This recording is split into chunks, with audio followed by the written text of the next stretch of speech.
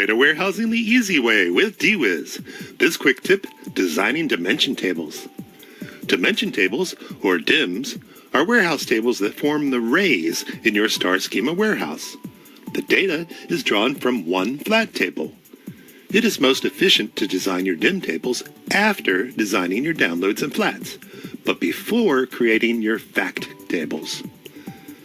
Now we view the flat tables in our staging DB and select the one that most closely matches what we want in our new DIM table, such as this one, Flat Customer. We right-click Flat Customer and select Copy Table from the drop-down. From the pop-up, we select our DataMart DB as the database name because all DIM tables always reside in the DataMart DB. The database schema location is usually DBO for most projects. The table type is DIM.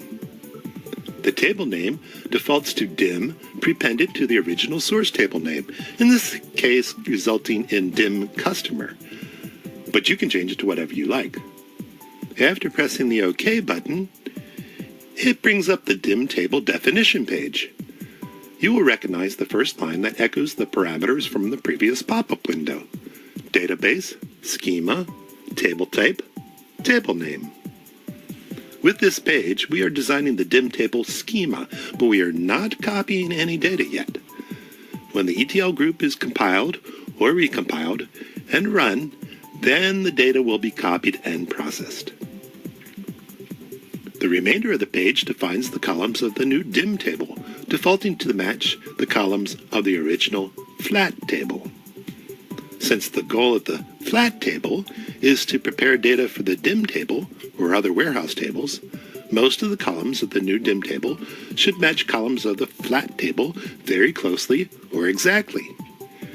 Make sure that the natural key corresponds to the primary key of the flat table and is indicated properly by a 1. If the natural key is composed of multiple columns, each part should be indicated sequentially, 1, 2, 3, etc. Each table must have a natural key. DWiz will automatically and quietly create a new surrogate primary key for the new dimension table, in this case, DIM customer key. This new DIM customer key will be the identity field of the DIM table, while the customer ID is the natural key that came from the flat table. You may delete any other columns that you're certain you won't need for your warehouse. You can change any column names and/or any data types as desired. You can add columns of any type. You may direct the ETL process to replace nulls in any column with a default value. Please uncheck the Allow Nulls box when using a default value. This page does not specify where the data actually comes from. In a future step, when you use DWiz to design the DIM procedure, you will specify where the data comes from and how it is processed. Now that we've completed the page, we can save it with the floppy disk save icon. Saving this page creates the table in the DataMart DB. But again, the table won't be filled until the compiled ETL group is run.